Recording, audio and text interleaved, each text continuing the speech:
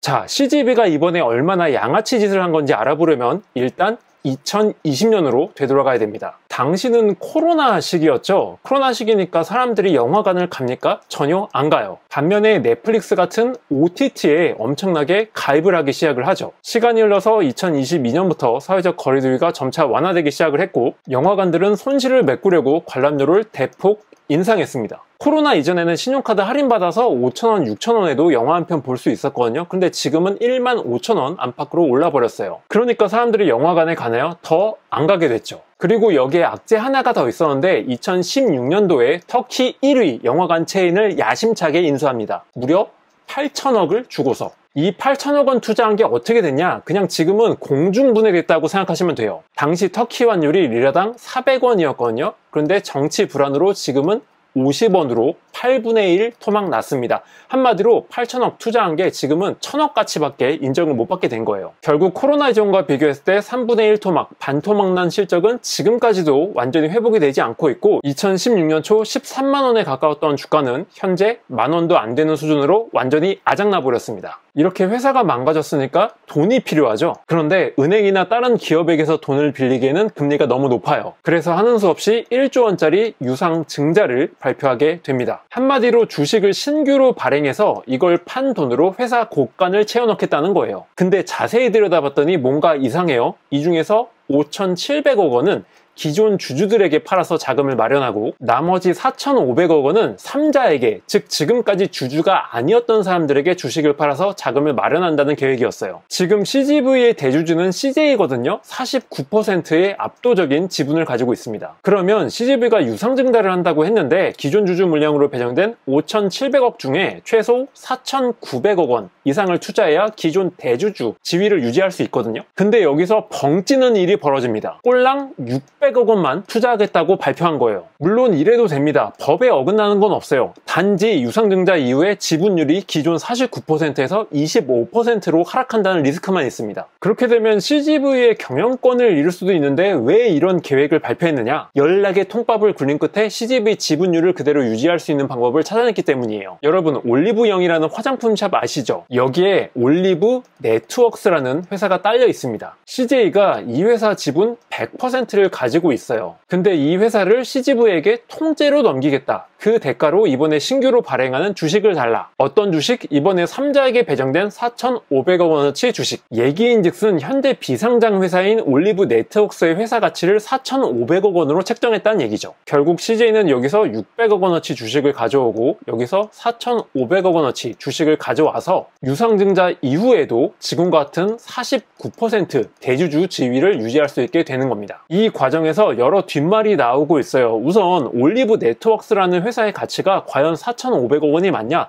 너무 과대평가된 거 아니냐라는 의문이 제기되고 있어요. 그리고 이보다 훨씬 더 큰 문제는 기존 대주주의 책임을 다한다면 또 지극히 정상적인 뇌구조로 이해를 하자면 기존 주주에게 배정되는 5,700억 중에 최소 4,900억 원 이상을 투자하는 게 맞거든요. 근데 꼴랑 600억 원만 투자한다고 했잖아요. 이 얘기는 나는 CGV를 꼭 살리고 싶어. 근데 살리려면 돈이 필요하네? 내 주머니에서 돈이 나가는 꼴은 절대 못 보겠어. 그렇다면 혹시 다른 주주들, 특히 개미들을 털어서 회사를 살릴 수 있는 방법이 있을까? 있어. 나는 여기서 돈을 최대한 아낄 수 있고 여기에서는 비상장 회사를 이용해서 돈 안 들이고 주식을 끌어모을 수 있으니까 손 안 대고 코 푸는 격이네. 오예! 이렇게 된 것이죠. 현금 콩알만큼 넣고 지분을 그대로 유지하는 CJ와는 다르게 개미들 입장에선 피눈물을 흘릴 수밖에 없게 됐습니다. 주식수 증가로 인한 주가 하락은 불가피해졌고 유상증자가 발표된 6월 20일 이후 흐름이 이를 잘 보여줍니다. 결국 이번 사태는 CGV의 구원투수 역할을 해야 될 모회사 CJ가 그 책임을 개미들에게 떠넘긴 셈이고요. 정말 치사하다고 할 수 있습니다. SK이노베이션도 비슷한 시기에 유상증자를 발표했는데 이후에 어쨌든 CGV랑 개진도찐이에요. 개인 투자자의 희생을 강요한다는 거, 그리고 주가가 급락한다는 거. 그렇다면 우리 개인 투자자 입장에서 이런 유상증자 폭탄을 피해갈 수 있는 방법이 있을까요? 애석하게도 없습니다. 이런 소식은 핵심 내부자들밖에 몰라요. 우리가 소식 듣고 허겁지겁 매도하려고 보면 이미 주가는 폭락한 뒤입니다. 하지만 유상증자 확률이 높은 종목들을 미리 피해갈 수 있는 방법이 있습니다. 그건 바로 주가를 움직이는 큰손들의 수급을 파악하는 겁니다. 저는 주가를 분석할 때 수급을 상당히 중요하게 봅니다. 그리고 수급을 이원화해서 큰손과 개인들의 대립구도로 보고 있어요. 국내 주식시장에서 돈을 벌려면 무조건 큰 손을 따라가야 된다. 우리는 개미에 속하지만 절대로 개인들 매매 패턴을 따라가선 안 된다 라는 믿음을 가지고 있습니다. 그렇다면 큰 손이 과연 누구냐? 여기 보시다시피 기관, 외국인, 연기금으로 분류를 하고 있고요. 빨간 선은 이들의 수급을 나타내고 파란 선은 CGV 주가를 나타냅니다. 유상증자 폭탄이 터진 시기를 이렇게 표시를 해놨고요. 그리고 미리 말씀드리는데 이 빨간 선의 궤적은요, 여러분이 쉽게 접하시는 일자별 순매수 금액과는 좀 차이가 있을 겁니다. 제가 가중치를 부여해서 일일이 그려내고 있다는 점 말씀드리겠고요. 해석하는 방법은 간단합니다. 이렇게 선이 하락 추세에 있다는 건 주식을 판다는 뜻, 반대로 꾸준히 이렇게 올라온다는 건 사들인다는 뜻이에요. 국내 기관이 CGV 주식을 어떻게 사고 팔았느냐? 빨간 선이 꾸준히 내려갑니다. 그러다가 4월 말부터 비스듬히 올라가기 시작을 했어요. 그런데 6월 초가 되자마자 빨간 선이 난데없이 곤두박질 칩니다. 주가 역시 이때가 단기 고점이었죠. 유상증자 폭탄이 터져서 주가가 지금 10,000원을 밑돌고 있는데 이때 매도했으면 한참 늦은 거는 이미 다 알고 있는 사실이죠. 하지만 만약에 빨간 선, 기관의 수급을 그대로 따라갔다면 빨간 선이 본격적으로 내려가기 시작한 시점, 이때 매도를 못해서도 좋아요.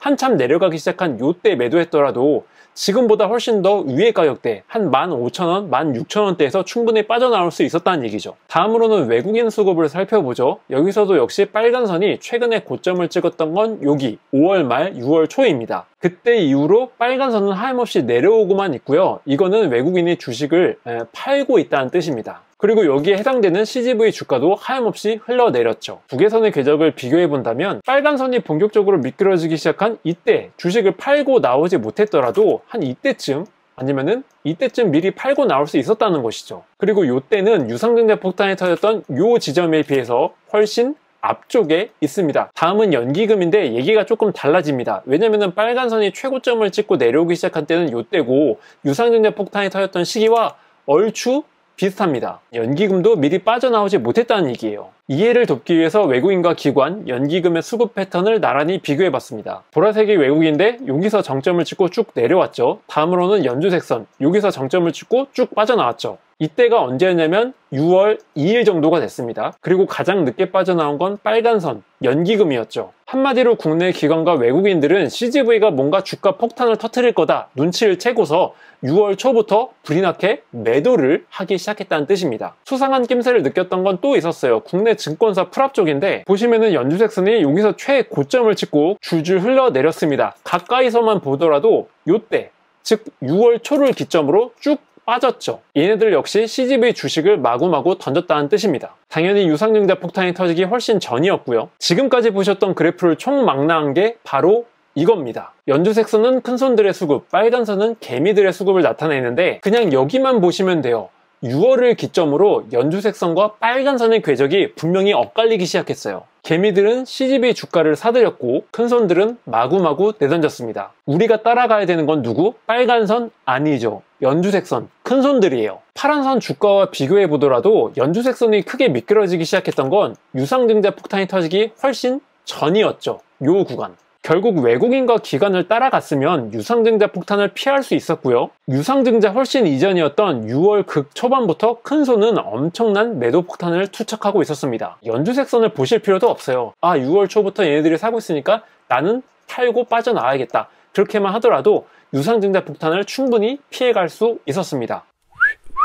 다음은 SK이노베이션 한번 살펴볼게요. 기관 쪽 수급인데 유상증자 폭탄이 터졌던 데는 이때였어요. 6월 말. 하지만 빨간 선이 본격적으로 미끄러지기 시작했던 거는 5월 한 20일 전후였습니다. 이때 이후로 꾸준히 내려오는 걸 보고 뭔가 수상함을 감지했어야 된다는 얘기죠. 다음으로는 연기금인데 아주 뚜렷한 시그널을 보내주고 있었습니다. 이때를 전후로 빨간 선의 궤적이 분명히 엇갈리기 시작을 했잖아요. 이때는 누가 보더라도 도중에 잠깐 반등을 했습니다만 하락 국면이 펼쳐지고 있었기 때문에 연기금이 팔고 나온다. 그러면은 유상증자 폭탄이 터졌던 6월 말에 비해서 이 구간 대략 한 20만원대 위에서 안전하게 팔고 나올 수 있었다는 뜻이죠. 외국인은 이보다 더 분명한 매도 시그널을 알려줬어요. 이때 아주 꼭지점이 분명히 드러나죠. 이때 이후로 꾸준히 하락을 하고 있고 유상증자 폭탄이 터졌던 6월 말보다 훨씬 앞선 이 구간에서 미리 주식을 팔고 빠져나와야 됐다는 뜻입니다. 이번에도 나란히 비교를 해볼게요. 가장 먼저 고점을 찍었던 건 국내 기관, 다음으로는 빨간선, 연기금이었습니다. 보라색선, 외국인들은 조금 늦게 빠져나왔다는 얘기인데 어차피 개찐 도찐이에요.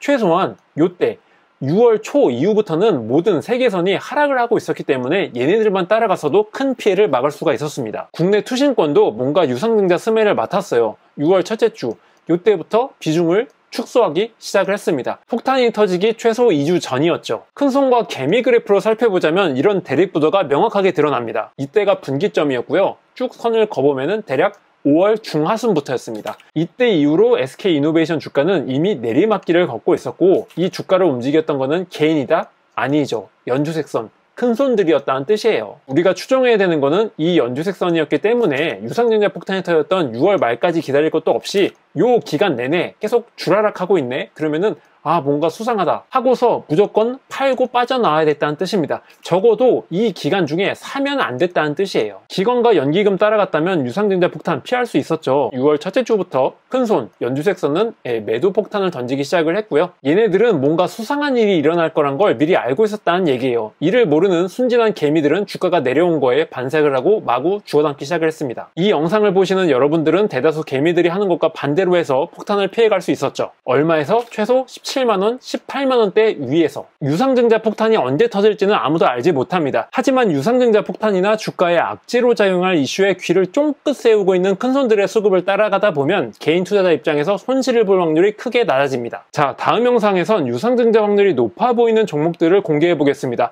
아니, 설령 하지 않더라도 무조건 피해가야 되는 종목들을 공개해 볼게요. 오늘 영상이 유익하셨다면 구독과 좋아요 부탁드리겠고요. 저는 다음 영상으로 찾아뵐게요. 감사합니다.